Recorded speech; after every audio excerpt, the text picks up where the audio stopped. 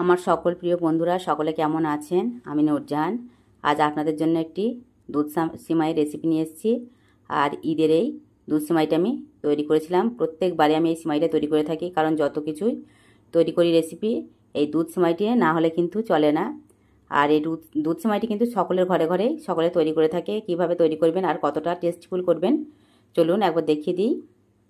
আমি এর জন্য নিয়ে নিয়েছি কয়েকটি এলাচ, দারচিনি, কিচমিচ, কাজু, তেজপাতা, নারকেল কুড়া, ঘি, চিনি আর লবণ।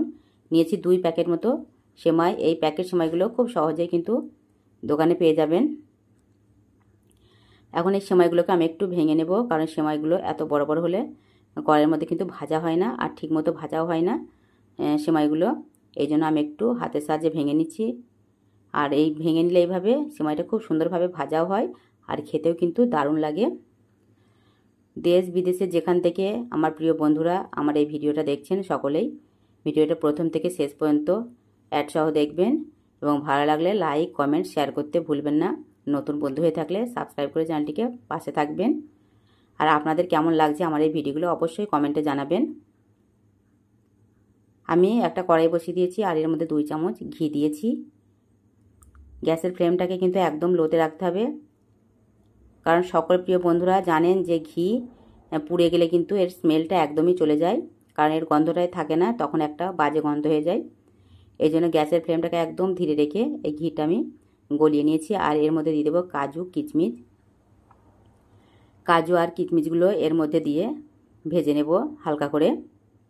এগুলো খুব বেশি ভাজা যাবে না, এগুলো যেন একদম লাল বা পুড়ে না যায়, হালকা করে আমি ভেজে নেব। আর এগুলো ভাজা হয়ে গেলে আমি একটা ছাঁকনির সাহায্যে এগুলো তুলে নেব। এটা প্রায় ভাজা হয়ে গেছে। এটা কতটা সুন্দরভাবে ভাজা হয়েছে দেখতেই পাচ্ছেন। একটু হালকা কালার এসেছে, কিন্তু একদমই লাল বা পোড়া হবে না এটা।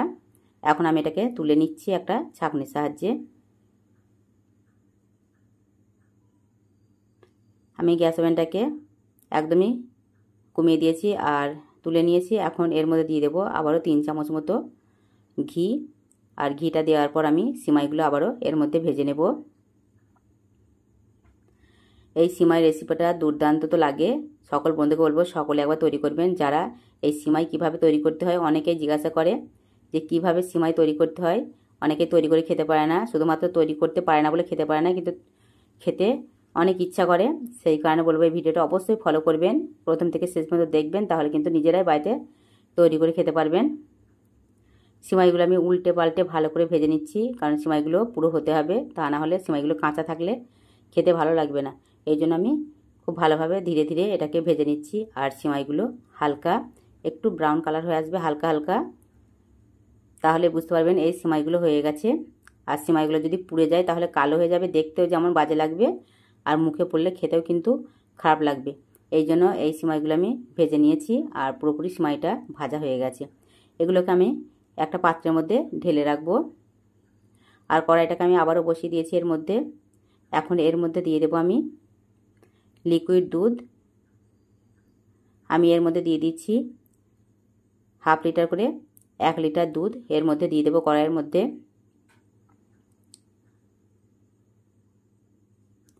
দুধটা কিন্তু খুব ভালোভাবে জাল করতে হবে, কারণ এই দুধ সেমাইয়ের মধ্যে দুধটা কিন্তু ভালোভাবে জাল না করলে দুধ সেমাইয়ের টেস্ট আসবে না। এই জন্য বলছি দুধটা কিন্তু একটু ঘন করে জাল করে নিতে হবে, তাহলে দুধ সেমাইয়ের টেস্টটাও কিন্তু অনেক ভালো আসবে আর দুর্দান্ত লাগবে রেসিপিটা খেতে।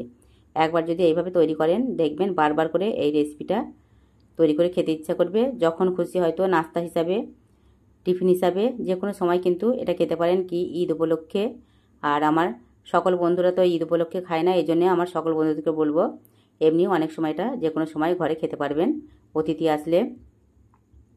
এখন এর মধ্যে দিয়ে দিয়েছি কয়েকটি এলাচ, দারচিনি আর ভেজে রাখা কাজু, কিচমিচ।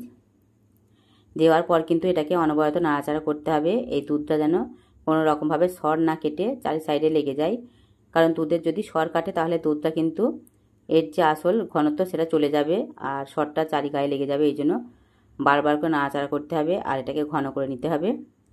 আমি কিন্তু এটাকে মাঝে মাঝে নাড়াচাড়া করছি আর এটাকে দুধটাকে একটু ঘন করে নিচ্ছি। এর মধ্যে দিয়ে দিয়েছি আমি 250 গ্রাম মতো চিনি, আমি মোটা দানার চিনিটা ব্যবহার করেছি। আপনাদের হাতের কাছে যেটা আছে সেটাই দেবেন, কোনো সমস্যা নেই। মোটা সরু সব রকম চিনি দিতে পারেন, কিন্তু যে যেরকম মিষ্টি খেতে পছন্দ করেন সেই পরিমাপ হিসেবে চিনিটা দেবেন।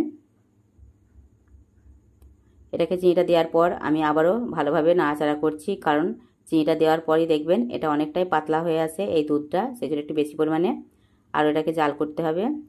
এর মধ্যে দিয়ে দিয়েছি নারকোল, একটি মিডিয়াম সাইজের নারকোল, এটা কুড়ে আমি এর মধ্যে দিয়ে দিয়েছি।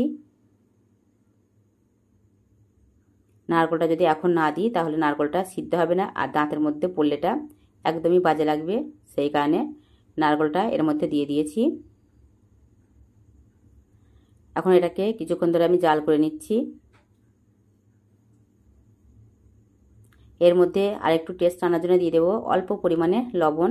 অনেকেই হয়তো মিষ্টিতে লবণ খেতে পছন্দ করেন না, কিন্তু প্রত্যেক বন্ধুদেরকে বলবো এর মধ্যে সামান্য পরিমাণ লবণ দিলে কিন্তু এর টেস্টটা অসাধারণ আসে। যারা মিষ্টি জিনিসের মধ্যে লবণ খেতে পছন্দ করে না তাদেরকে বলবো যে একবার দিয়ে দেখবেন যে আপনাদের কেমন লাগে। আশা করব আপনাদের অনেক ভালো লাগবে। খুবই সামান্য পরিমাণে আমি লবণ দিয়েছি, হাফ চামচেরও কম, যে মশলা চামচ তার হাফ চামচেরও কম দিয়েছি, যেটাকে হয়তো 2 আঙুলের মধ্যে তুললে যেটুকু ওঠে মানে সেরকম একটু লবণ ব্যবহার করেছি আমি এর মধ্যে। আর এটাকে আবারও নাড়াচাড়া করছি, বারবার করে নাড়াচাড়া করছি। দেখুন এর গায়ের মধ্যে যেন কোনো রকম সর না বসে সেরকমভাবে নাড়াচাড়া করছি। এটা জাল হচ্ছে ধীরে ধীরে। এই দুধটা তৈরি করতে পারলে কিন্তু জানবেন যে আপনাদের সিমাইটা পারফেক্টভাবে তৈরি হয়ে যাবে।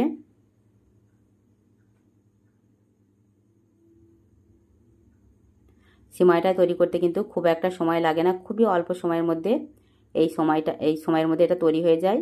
সেই কারণে বলবো সকল প্রিয় বন্ধুরা যখন হাতে কোনো সময় না থাকবে অথচ কোনো কিছু নাস্তা খেতে ইচ্ছা করবে তখন কিন্তু খুব সহজে এইভাবে তৈরি করে নিতে পারবেন। এটাকে আমি বারবার করে নাড়াচাড়া করে অনেকটাই জাল করে নিয়েছি। আর এটা দেখুন কম এসছে দুধটা, আগে যে পরিমাণে ছিল তার থেকে প্রায় এটা 250 গ্রাম দুধটা কমে গেছে।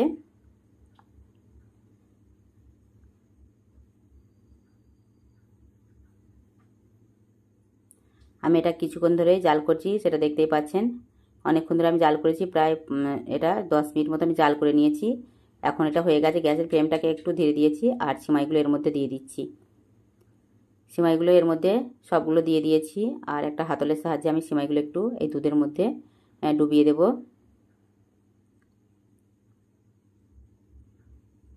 পুরো সিমাইগুলো আমি হাতলের সাহায্যে একটু চারি সাইডে যে দুধের মধ্যে এগুলো ডুবিয়ে ডুবিয়ে দিচ্ছি। এই কেনা সেমাইগুলো কিন্তু দ্রুত তৈরি হয়ে যায়, এই জন্য এই সেমাইগুলো দেওয়ার পর কিন্তু এখানে কিছুক্ষণ রাখা যাবে না, যে 10-15 মিনিট রাখবো সেটা রাখা যাবে না। আমি এটা 3 থেকে 4 মিনিট এটা ফুটিয়ে ঢাকনা দিয়ে ঢাকনা খুলে এটা পরিবেশন করব, একদম পারফেক্টভাবে তৈরি হয়ে যাবে। গ্যাসের ফ্লেমটাকে আমি কিন্তু একদমই জোর দিইনি, মিডিয়ামে রেখেছি। এটা ফোটা পর্যন্ত আমি অপেক্ষা করব যতক্ষণ না এই সিমাইটা দেওয়ার পর আবারও এই দুধটা ফুটে আসে, কারণ দুধটা তো একদম ঘন হয়ে আছে। এটা তো আপনাদেরকে বারবার করে বলছি। এটাকে ঢাকনা দিয়ে রেখে দিচ্ছি, আর 5 মিনিট পরেই কিন্তু আমি ঢাকনাটা খুলব। আমি ঢাকনাটা খুলে দেখছি 5 মিনিট পর পুরোপুরিভাবে হয়ে গেছে।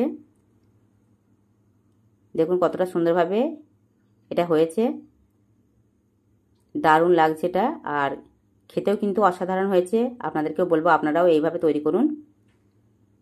আমার দুধ সিমাই পুরোপুরিভাবে একদম তৈরি খাওয়ার জন্য আপনারাও তৈরি করুন আর খেয়ে দেখুন আপনাদের কেমন লাগে এইভাবে তৈরি করে খেয়ে।